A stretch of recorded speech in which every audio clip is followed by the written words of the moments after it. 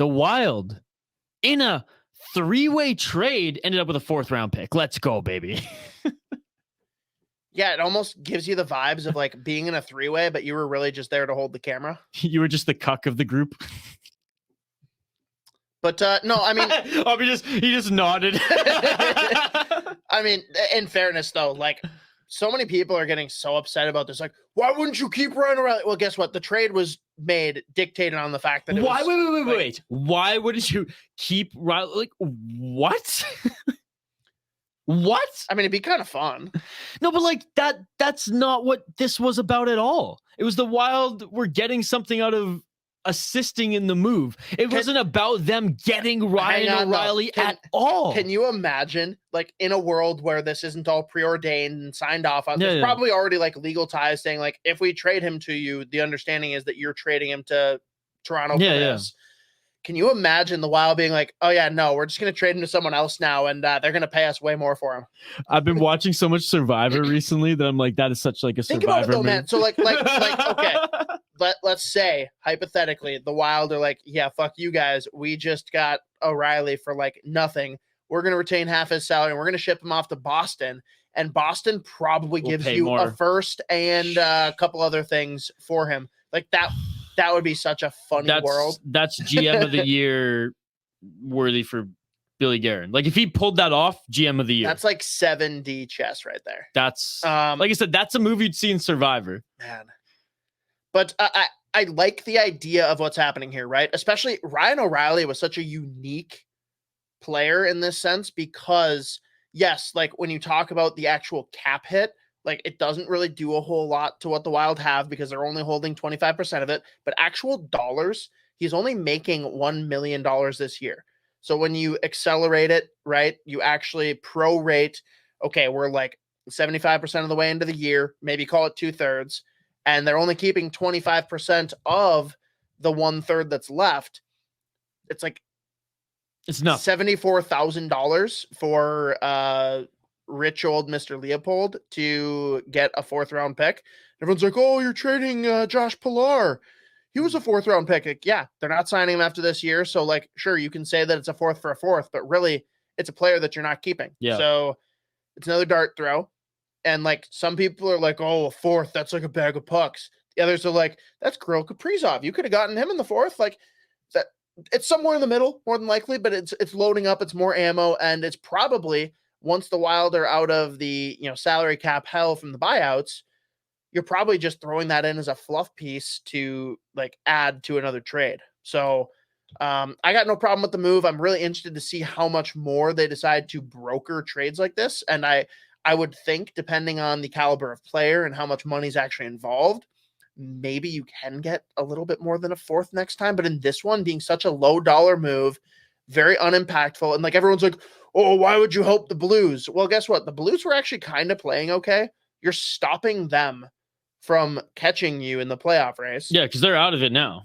And you are guaranteeing that a player leaves the Western Conference. He's not going to Dallas. He's not going to Colorado. And I love fucking Russo, who's been clapping back on everyone since the trade happened. But the best is he said to someone, you know what? When the Wild face the Maple Leafs in the Stanley Cup Finals, Bill Guerin's really going to regret this one. Oh, yeah. Is there a less likely like Stanley Cup final matchup for two teams that are so snake-bitten, cannot get past the first round? Tell you what, if we get to that point and we lose the Maple Leafs in the Stanley Cup Finals because of this trade, I think we're all going to be thrilled that happened. That's right? Like, that's a tear in like the space-time continuum there. If that ever happens, like that is a weird timeline that no one predicted. If the Wild somehow go up against the Maple Leafs for the Stanley Cup.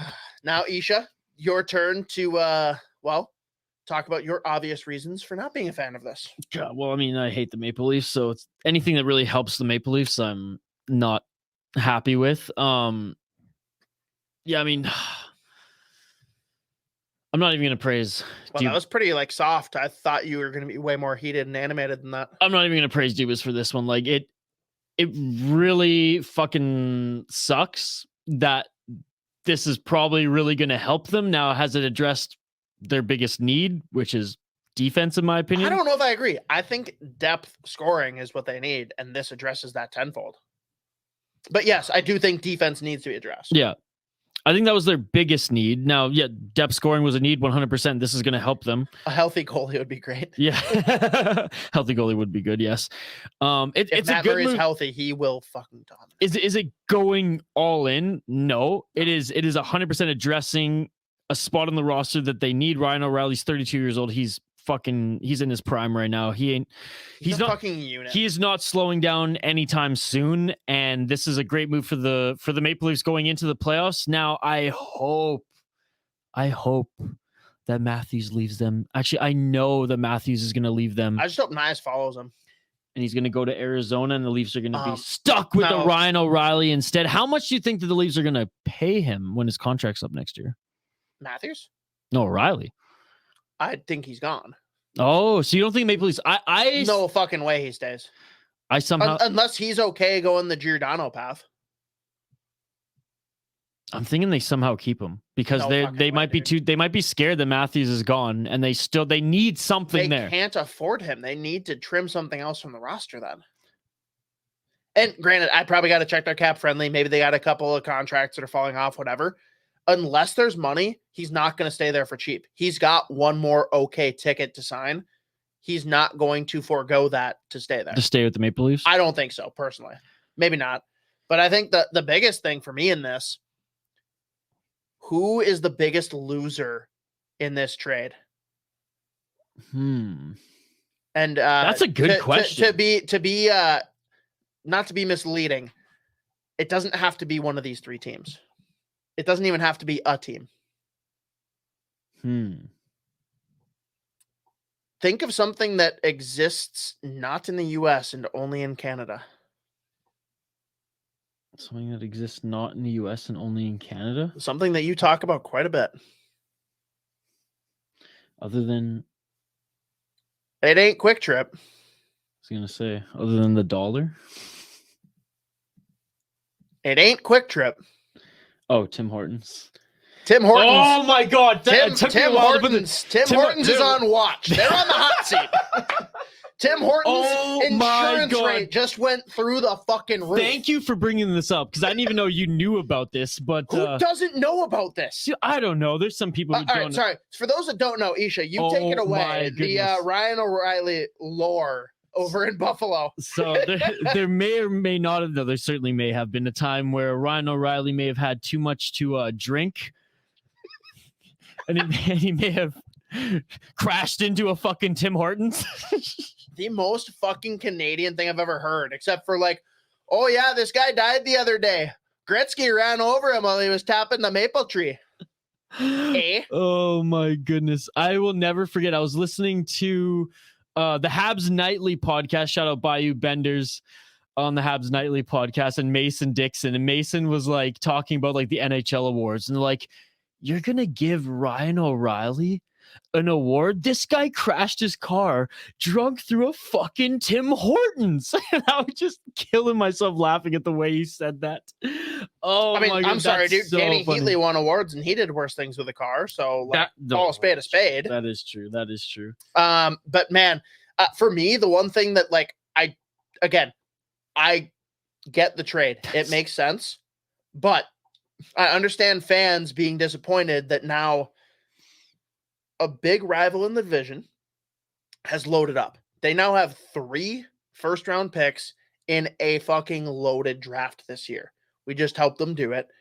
And they got our boy fucking Jimmy Snuggerud already in the tank. You say all I'm saying is 4 years from now when we're contending, it's going to be really interesting to see because I think us and the Blues and somehow in our division, the Coyotes, those are going to be the 3 juggernauts. I'm calling it right now. Sure. Those 3 teams are going to be beating the fuck out of each other. Sure. But the fact that you say, oh, like we helped them do it. It's like, yeah, but it's not like you did it for free. You got something out of it. Yeah, you got a 4th round pick. That's fucking gold. No, that's what I'm saying. So like, I wouldn't even be upset about it at all. Isha, I can understand where fans would be bothered that all you got was a 4th round pick to help the Blues only further their rebuild.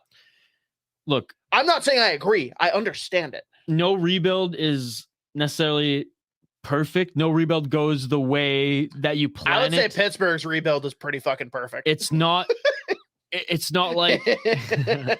It's not like all these first rounders are going to hit for them. The 2003 first overall, Marc-Andre Fleury. 2004 second overall, Evgeny Malkin. 2005 first overall, Sidney Crosby. And in the third round that year, Chris Letang. Okay. 2006 second overall, Jordan Staal. That was a pretty perfect fucking rebuild. Okay, let's turn the page to the Edmonton Oilers. Jordan Eberle, Taylor Hall, Ryan Nugent-Hopkins, Nail Yakupov. Did that core do well together? Nuge is going to hit 100 points this year. Did that core do well together? I don't think that I would call that a core, but no. That was their core. Oh, sorry, I forgot Adam Larson. He's also in there. Well, no, he's not part of the core. He got traded for. He was part of that core. He got traded for. Anyways, not every rebuild goes exactly how you plan. The fact that the Wild were able to get an asset out of this. I'm surprised with how scrawny you are that you're capable of like shimmying the goalposts out of the ground and shifting them to the side, but it's impressive. Anyways, all right, moving on from the trade. Closed book. Yeah. We're good. Fuck the Leafs.